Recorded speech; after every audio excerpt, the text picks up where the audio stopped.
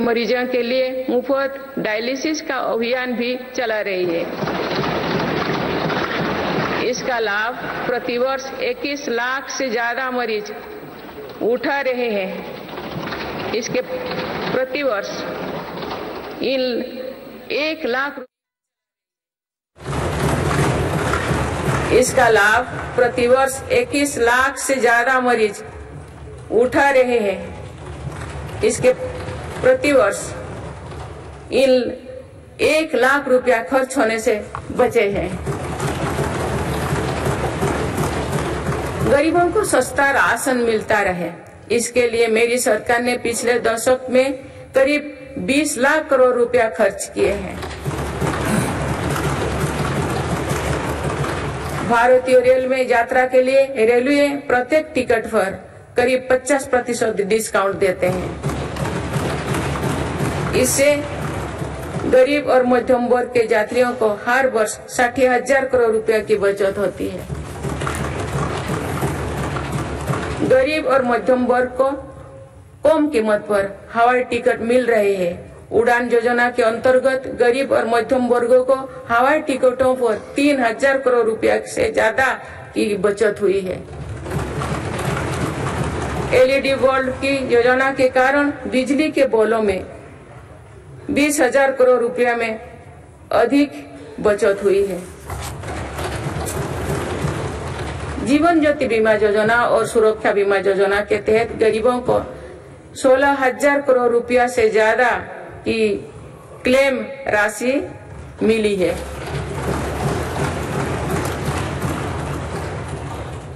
माननीय सदस्यगण, नारी शक्ति का सामर्थ्य बढ़ाने के लिए मेरी सरकार हर स्तर पर काम कर रही है। इस वर्ष की गणतंत्र दिवस परेड भी नारी शक्ति के लिए समर्पित थी।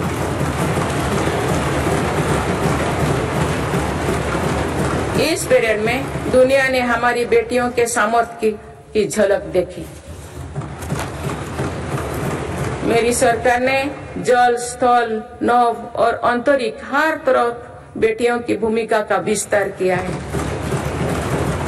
हम सब जानते हैं कि महिलाओं के लिए आर्थिक स्वतंत्रता के क्या मायने हैं। मेरी सरकार ने महिलाओं की आर्थिक भागीदारी बढ़ाने के लिए निरंतर प्रयास किए हैं। आज लगभग 10 करोड़ महिलाएं स्वयं सहायता समूह से जुड़ चुके हैं। इन समूहों को 8 लाख करोड़ रुपया बैंक लोन और 40,000 करोड़ रुपया की आर्थिक सहायता दी गई है। मेरी सरकार 2 करोड़ महिलाओं को लाखपति दीदी बनाने का अभियान चला रही है।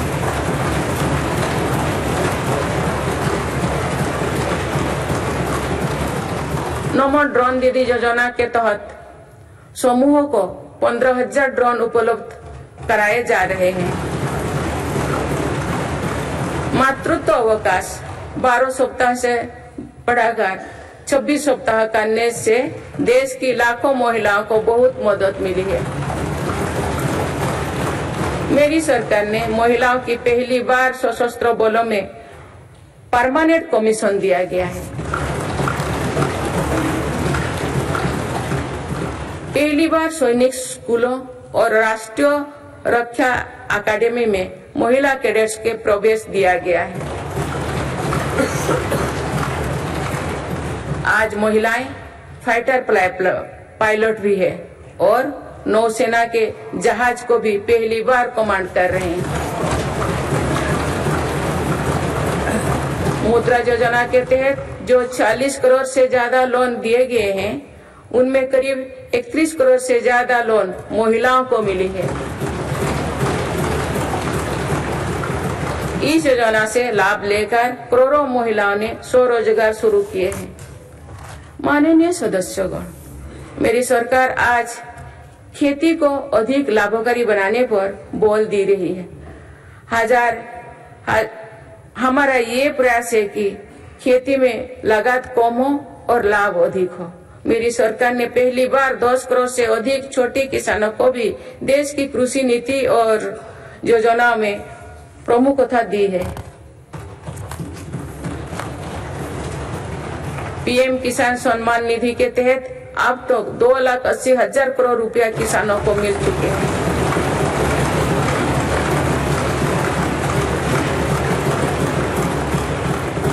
सालों में किसानों के लिए बैंक से आसान लोन में 3 गुना वृद्धि की गई है। प्रधानमंत्री फसल बीमा योजना के तहत किसानों ने 30,000 करोड़ रुपया प्रीमियम भरा। इसके बदले उन्हें 1.5 लाख करोड़ रुपए का क्लेम मिला है। पिछले 10 वर्षों में लगभग 18 लाख करोड़ रुपया एमएसपी के रूप में धान और गेहूं की खेती करने वाले किसानों को मिले हैं। ये 2014 से पहले के 2 सालों की तुलना में 2.5 गुना अधिक है।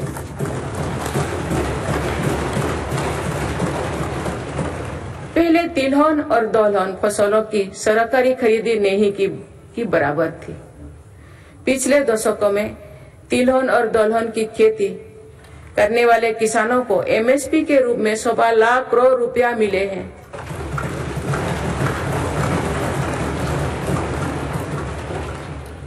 ये मेरी ही सरकार है जिसने पहली बार देश में कृषि निर्यात नीति बनाई है।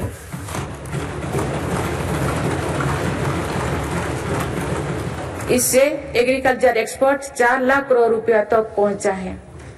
किसानों को सस्ती खाद मिले, इसके लिए 10 सालों में 11 लाख करोड़ रुपया से अधिक खर्च किए गए हैं। मेरी सरकार ने 1.25 लाख से ज्यादा प्रधानमंत्री किसान समृद्धि केंद्र स्थापित किए हैं। अभी तक लगभग 8,000 किसान उत्पादक संघ एफपीओ बनाए जा चुके हैं। मेरी सरकार कृषि में सहकारिता को बढ़ावा दे रहे हैं। इसके लिए देश में पहली बार सहकारिता मंत्रालय बनाया गया है। सरकारी क्षेत्र में दुनिया की सबसे बड़ी अनाज भंडारण योजना शुरू की गई है। ऐसे विश्वकर्मा परिवार को भी सूद ली है। अभी तक पीएम विश्वकर्मा योजना से 84 लाख से ज्यादा लोग जुड़ चुके हैं।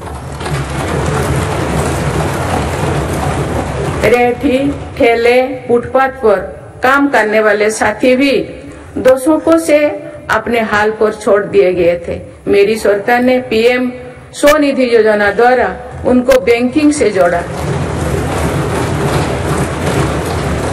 इस योजना के तहत अब तक 10,000 करोड़ रुपया से अधिक की राशि के ऋण दिया जा चुका है।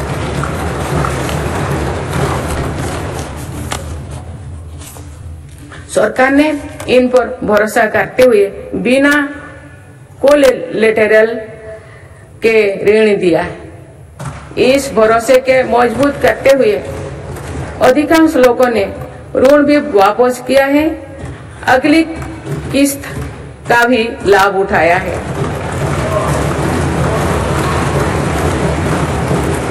इस योजना के अधिकतर लाभार्थी दलित, पिछड़े, आदिवासी और महिलाएं हैं। माननीय सदस्यगण, सबका साथ, सबका विकास, सबका विश्वास और सबका प्रयास के मंत्र पर चल रही मेरी सरकार समाज के हर वर्गों को उचित अवसर देने में जुटी है। पहली बार सामान्य वर्ग के गरीबों को आरक्षण की सुविधा दी गई है। मेडिकल में ग्रेजुएशन और पोस्ट ग्रेजुएशन के लिए ओबीसी के केंद्रीय कोटे के तहत दाखिले में 37% आरक्षण सुनिश्चित किया गया है। राष्ट्रीय पिछड़ा बोर्ड आयोग को संवैधानिक दर्जा दिया गया है। मेरी सरकार ने बाबा साहेब आम्बेडकर से जुड़े 5 स्थानों को पंचतीर्थ के रूप में विकसित किया। आज देश भर में आदिवासी स्वतंत्रता सेनानियों के लिए समर्पित 10 संग्रहालय बनाया जा रहा है।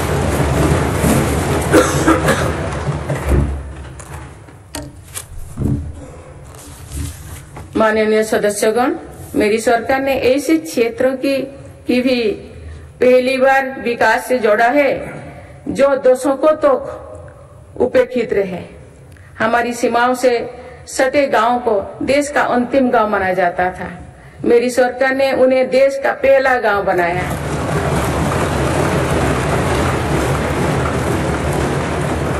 इन गांव के विकास के लिए वाइब्रेंट विलेज प्रोग्राम शुरू किया है।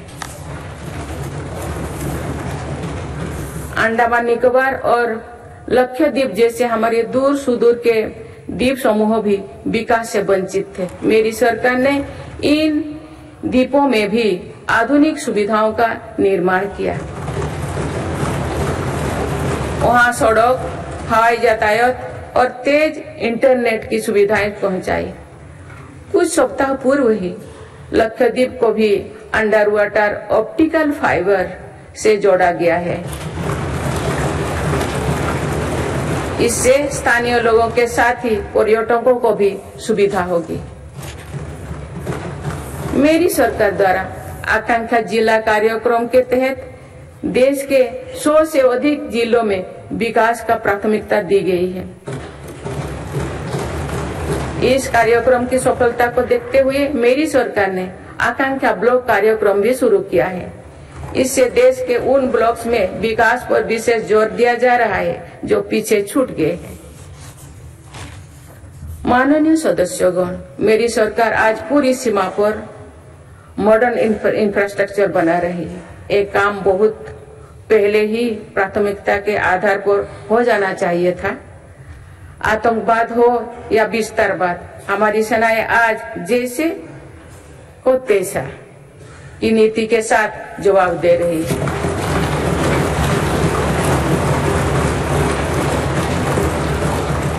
आंतरिक शांति के लिए मेरी सरकार के प्रयासों के सार्थक परिणाम हमारे सामने है। जम्मू कश्मीर में आज सुरक्षा का वातावरण है। आज वहाँ हड़ताल का सन्नाटा नहीं, भीड़ भरे बाजार की चल पहल है। नॉर्थ ईस्ट में अलगाववाद की घटना में भारी कमी आई है। अनेक संगठनों ने स्थायी शांति के तरफ कदम बढ़ाए हैं।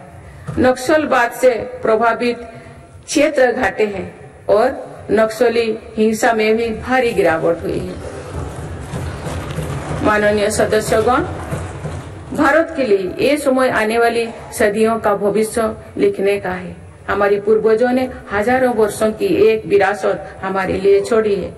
अपने पूर्वजों की सौगातों का आज भी हम बड़े गौरव के साथ याद करते हैं। आज की पीढ़ी को भी ऐसा विरासत बनानी है जो सदियों तक याद रखी जाए। इसीलिए मेरी सरकार आज एक बड़े विजन पर काम कर रही है। इस विजन में आने वाले 5 वर्षों का कार्यक्रम भी है।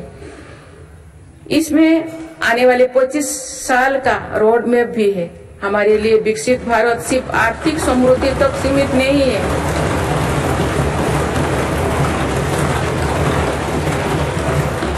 हमारे लिए विकास भारत सिर्फ आर्थिक समृद्धि तक सीमित नहीं है। हम सामाजिक, सांस्कृतिक और सामरिक ताकत को भी उतना ही महत्व देते हैं।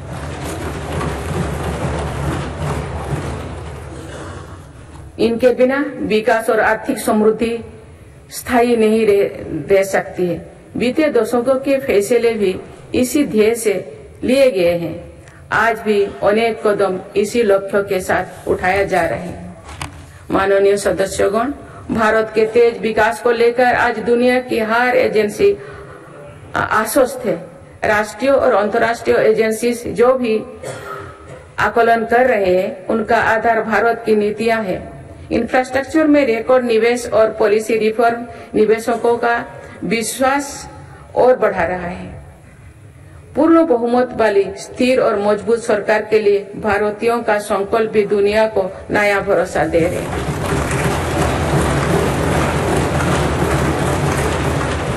आज दुनिया को विश्वास है कि भारत ही ग्लोबल सप्लाई चेन को सशक्त कर सकता है। इसीलिए भारत भी आज इसके लिए बड़े कदम उठा रहे हैं। देश में एमएसएमई का एक मजबूत नेटवर्क बनाया जा रहा है। मेरी सरकार ने 14 सेक्टर्स के लिए PLI योजनाएं शुरू की है।